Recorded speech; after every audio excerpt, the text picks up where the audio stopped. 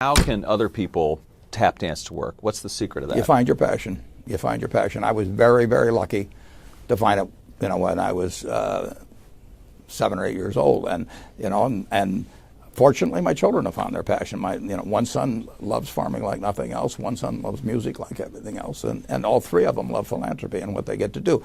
You're lucky in life when you find it, and you can't guarantee you're going to find it in your first job out. But I always tell the college students that come out, I say, take the job that you would take if you were independently wealthy. You're going to do well at it. If you think you're going to be a lot happier if you've got 2X instead of X, you're probably making a mistake. I mean, you ought to find something you like that works with that, and you'll get in trouble if you think that making 10X or 20X is the answer to everything in life, because then you will do things like borrow money when you shouldn't, or maybe cut corners on things that your employer wants you to cut corners on. Or it just doesn't make any sense. You won't like it when you look back on it. 3 things in hiring people: look for integrity, intelligence, and energy. And he said if the person didn't have the first 2, that the latter 2 would kill them, because if they don't have integrity, you want them dumb and lazy. You don't want them smart and energetic. It never bothered me if people disagreed with what I thought, as long as I felt I knew the facts. I mean, there's a whole bunch of things I don't know a thing about. I just stay away from those. So I stay within what I call my circle of competence. Tom Watson said it best. He said, I'm no genius, but I'm smart in spots, and I stay around those spots. Well, I try and stay around those spots, and I just don't have a problem if somebody says, you're wrong on something. I go back and look at the facts, and I think that really is much more important, frankly, than having a few points of IQ or having an extra course or 2 in school or anything of the sort. You need emotional stability. I just read and read and read. I probably read 5 to 6 hours a day. I don't read as fast now as when I was younger, but I read 5 daily newspapers. I read a fair number of magazines. I read 10Ks. I read annual reports, and I read a lot of other things too. So I've always enjoyed reading. I love reading biographies. Famous lesson about a margin of safety, that you don't drive a truck that weighs 9,900 pounds across a bridge that says limit 10,000 pounds, because you can't be that sure about it. If you see something like that, you go down a little further down the road and you find one that says limit 20,000 pounds, and that's the one you drive across. The nature of capitalism is that people want to come in and take your castle. It's perfectly understandable. I mean, if I'm selling television sets or something, there's going to be 10 other people that are going to try and sell a better television set. If I have a restaurant here in Omaha, people are going to try and copy my menu and give more parking and take my chef and so on. So capitalism's all about somebody coming and trying to take the castle. Now, what you need is a castle that has some durable competitive advantage, some castle that has a moat around it. And that moat, one of the best moats in many respects, is to be a low-cost producer.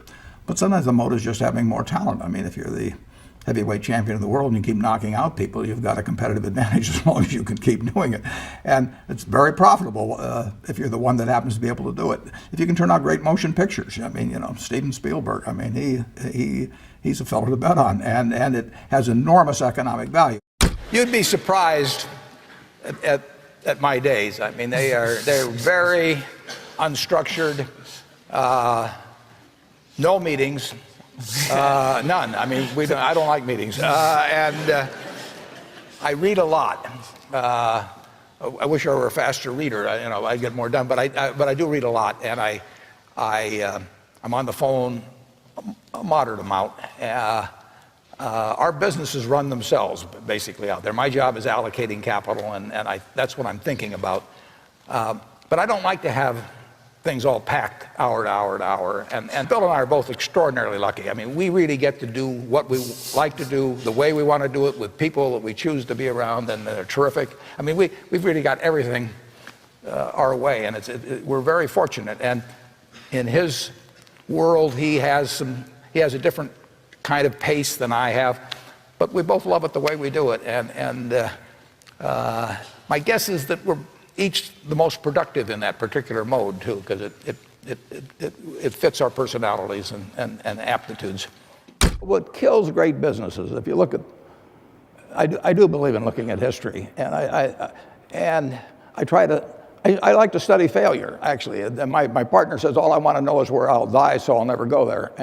And we want to see what has caused businesses to go bad. And the biggest thing that kills them is complacency. I mean, you want a restlessness, a feeling that, you know, that somebody's always after you, but you're going to stay ahead of them. You always want to be on the move. And when you've got a great business, you know, like Coca-Cola, which is, there aren't any like Coca-Cola, but you really, the danger would always be that you rest on your laurels. But I see none of that, obviously, at Coca-Cola. But that is the key, to compete the same way when you've got 1.8 billion servings being sold daily as when you were selling, you know, 10 a day. And that restlessness, that belief that tomorrow's more exciting than today, you know, you just have to have it permeate the organization. Who was Ben Graham? He was your primary mentor, model? He was a wonderful man, and he was my professor at Columbia. I read his book when I was 19 at the University of Nebraska, and I'd started investing when I was 11, and I started reading about it when I was like 7. So I'd gone through I read every book in the Omaha Public Library that there was on, by the time I was 12, on investing and stock market. And I had a lot of fun, but I never really found out, I never got grounded in anything. And it was entertaining, but it wasn't going to be profitable. And then I read Graham's book, The Intelligent Investor, when I was at the University of Nebraska. And that just opened the whole thing up to me. Yeah, and I named my oldest son is named Howard after my dad, Graham Buffett, and he was a marvelous man. Never expected anything from me in return. Ben Graham, in his low teens, looked around and he looked at the people he admired, and he said, you know, I want to be admired, so why don't I just behave like them? And he found there was nothing impossible about behaving like them. And similarly, he did the same thing on the reverse side in terms of getting rid of those qualities. You have given a lot of fabulous advice, but what's the best advice that you've ever received?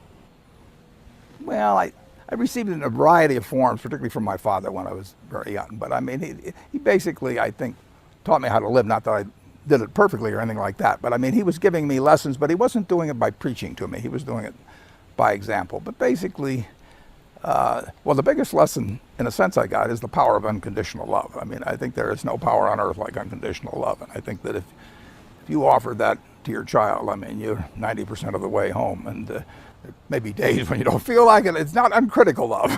That's a different animal. But to know you always can come back, I mean, that is huge in life. That takes you a long, long way. And I would say that every parent out there that can extend that to their child at a very young age, it's going to make for a better human being. And you felt like you got that kind of unconditional love from your dad? I absolutely did, yeah.